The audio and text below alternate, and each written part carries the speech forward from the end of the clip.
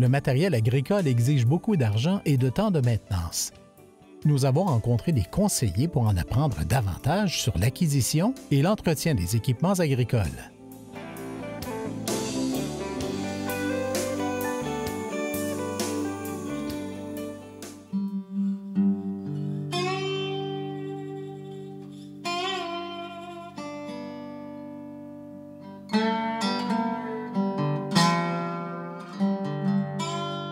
Moi, j'étais un peu tombé dedans quand j'étais petit. Chez nous, on avait une ferme, on avait des moutons.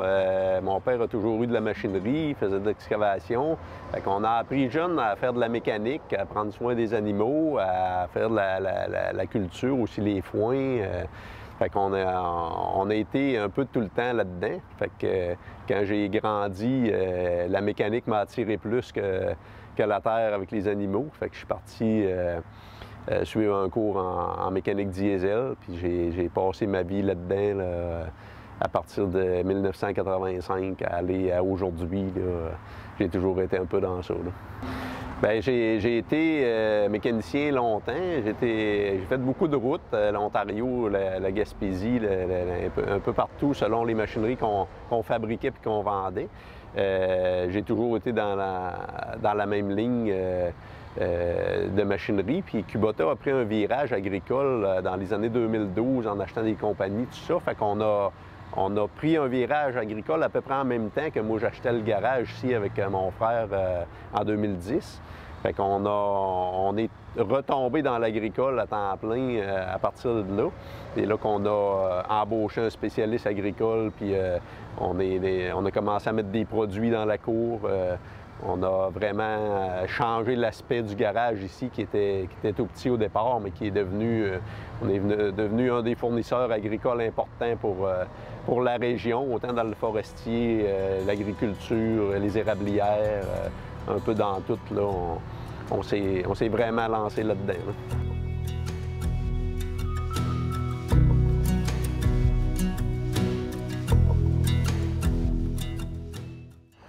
Au niveau des équipements essentiels là, sur une ferme, on couvre plusieurs secteurs de l'agriculture, aller jusqu'à la foresterie, mais si on se concentre sur le secteur vraiment production laitière, production bovine, grande culture, là, quand on parle de semis, c'est sûr qu'il y a des machines pour le travail du sol, que ce soit des chômeuses, vibro, machines de travail de sol primaire aussi, plus l'automne des charrues. On va avoir besoin d'un outil pour semer, que ce soit un semoir ou un planteur. Après ça, on a besoin des outils pour nos récoltes de foin, donc faucheuse, râteau, faneuse, que ce soit presse à balle ronde, presse à grosse balle carrée, fourragère pour faire l'ensilage en silo, tour. Après ça, on a besoin à l'automne, on a besoin des équipements pour la récolte, fait que ce soit la batteuse, pour récolter notre grain, notre soya ou encore là, notre presse pour faire la paille, ces choses-là. C'est pas mal vraiment la base là, de pas mal toutes les productions.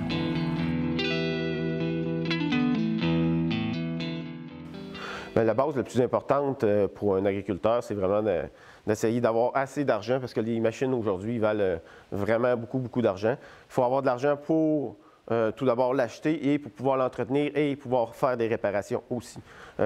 Pour savoir si c'est rentable d'avoir une machinerie, ce qu'on devrait faire, c'est vraiment aller vers les groupes de conseils agricoles pour pouvoir faire un budget prévisionnel, pour pouvoir savoir si la machine qu'on veut acheter, est-ce qu'on doit la prendre dans l'usager? Est-ce qu'on est capable de l'acheter neuve? Si oui, on est capable d'avoir certaines subventions. En passant par les groupes de conseils agricoles, les spécialistes peuvent nous conseiller là-dedans. Puis bien entendu, si on achète dans l'usager, les cours de mécanique et les cours de soudure, vraiment, c'est une base parce que ça nous permet de pouvoir réparer nos machineries sans que ça nous coûte les yeux de la tête. Ici, on a une machine qui est unique sur le marché. C'est une machine qui existe depuis 2 ans, qui est en marché depuis 2 ans. On parle d'une fast bale.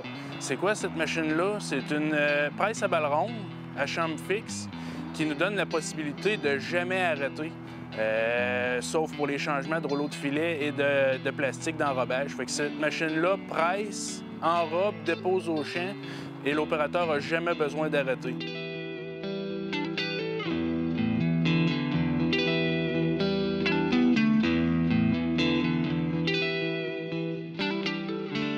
En agriculture, là, les gens qui vont démarrer, on va, tout dépendant du type de production qu'ils font, on va parler d'un tracteur de 60-70 HP, puis on va avoir des clients qui vont se rendre tout de suite à des tracteurs de 150. Ça dépend vraiment qu'est-ce qu'on veut faire avec la machine. Des fois, qu'est-ce que le client a déjà comme équipement aussi au départ. Chaque machinerie est différente, c'est-à-dire que lorsqu'on achète une machinerie, il faut y aller selon la grosseur de notre tracteur. Fait que ici, j'ai un tracteur de 100 forces, fait que j'ai acheté une Faucheux du Vernellen, mais pour que mon tracteur puisse facilement, au moins être capable de l'attirer sans surutiliser la puissance de mon tracteur. Fait que c'est toujours important d'avoir une machinerie pour ne pas surutiliser mon tracteur, parce que sinon, la durabilité de mon moteur va diminuer, bien entendu. Mais il n'y a pas vraiment de lien entre la durabilité et la grosseur d'un tracteur. Un tracteur de 50 forces ou un tracteur de 150 forces, le seul lien qu'il peut avoir qui fait que notre tracteur va durer le plus longtemps possible, c'est vraiment tout l'entretien qu'on met dessus.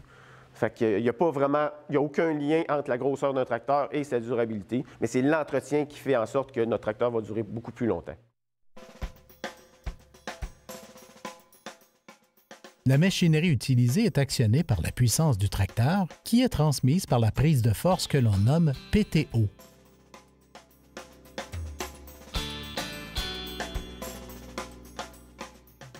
Il existe plusieurs types de PTO.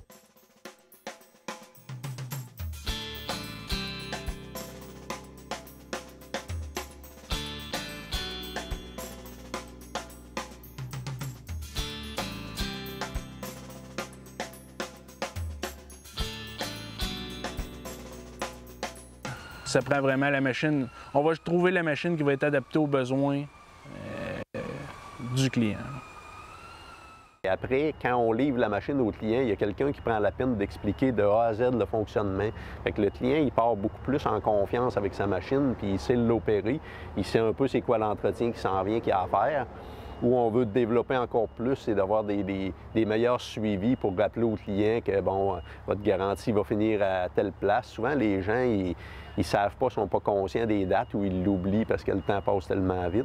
Mais quand on leur rappelle que la machine est encore couverte par la garantie, on pourrait faire une inspection avant, des fois il y a des choses qu'on va pouvoir faire, bien oui, c'est quelque chose qu'on continue de développer, d'avoir un service après-vente, un conseil client pour amener les clients à entretenir leur machine avant la saison et non pas quand ils sont dans la saison. Fait qu'il y a plusieurs points d'entretien qui est super important. Ce qu'on conseille toujours, c'est vraiment de regarder le manuel de l'utilisation. Le manuel d'utilisation, ça nous dit tout, c'est-à-dire quoi faire, comment le faire et surtout quand le faire.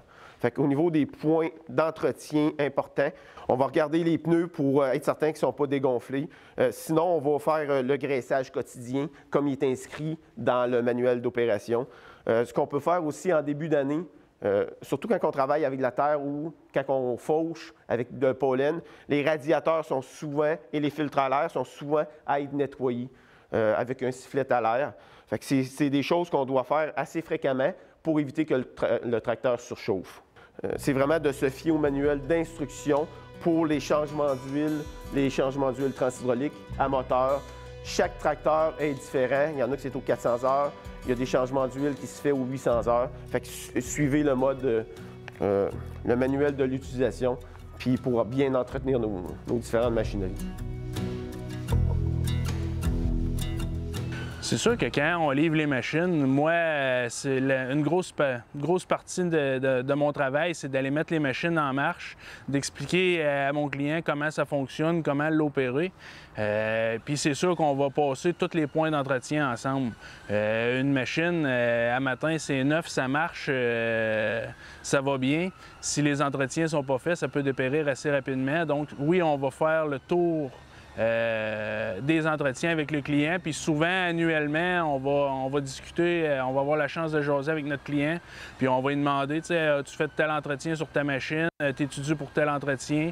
Souvent, ça va nous aider tout le monde à savoir où on est rendu, puis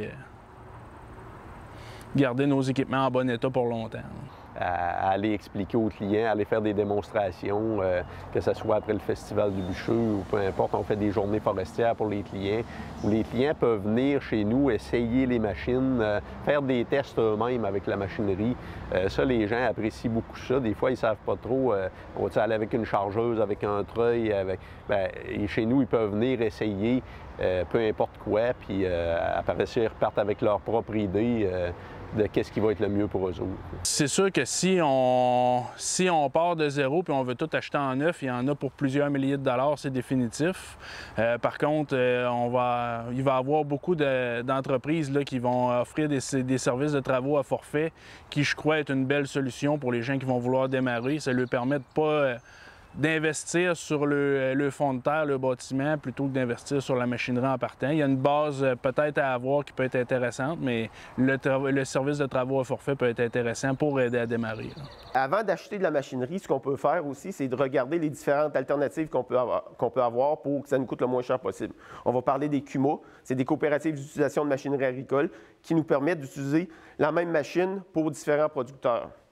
Fait que souvent, ça va être des machineries comme un épandeur à fumier ou une batteuse qui coûtent quand même pas mal cher et qu'on utilise juste une couple de jours par année. Fait que ces machineries-là peuvent être partagées avec différents producteurs agricoles. Ce qu'on peut regarder aussi, c'est le travail à forfait qui nous permet de ne pas acheter de machinerie et d'avoir accès à des machineries vraiment performantes. Puis la troisième chose, puis le plus important, c'est vraiment de faire affaire avec des spécialistes.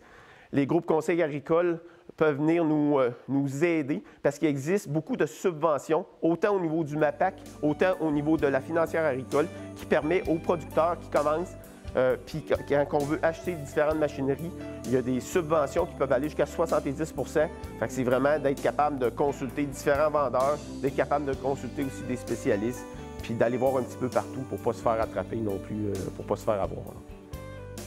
La proximité va tout le temps rester un gros point. On a des clients, quand la distance devient un peu trop grande, c'est sûr et certain que quand on va avoir un bris ou pour des fois pour venir chercher des pièces, c'est un peu moins tentant. C'est pour ça qu'on essaie beaucoup de desservir le local autour de nous. On n'a pas envie de desservir à 300 km de chez nous. On veut donner un bon service égal à tout le monde de proximité. Nos clients sont tous locaux. On a beaucoup de clients qui vendent leurs produits à l'échelle locale. On veut offrir un service de proximité et non un service mondial, si vous voulez. La terre, pour Kubota, notre fabricant, c'est bien important. Alors, c'est important pour nous autres aussi de nourrir le peuple, de voir comment on peut arriver localement à produire tout ce qu'on a besoin pour manger. À long terme, c'est des choses qui deviennent de plus en plus importantes. Si on n'est pas capable de produire, quand on tombe dans des crises comme on a vécu, des fois on le voit, l'exportation c'est plus difficile, bien, on est fiers d'être capable de servir notre client qui fait pousser nos produits alimentaires qu'on va être capable de mettre dans notre assiette après. On fait partie de cette chaîne-là, puis pour nous autres, c'est bien important de rester connecté à ça. Il existe des solutions en matière d'acquisition et d'entretien de matériel agricole. Être bien conseillé avec un service accessible nous assure le bon fonctionnement des instruments indispensables à l'agriculture.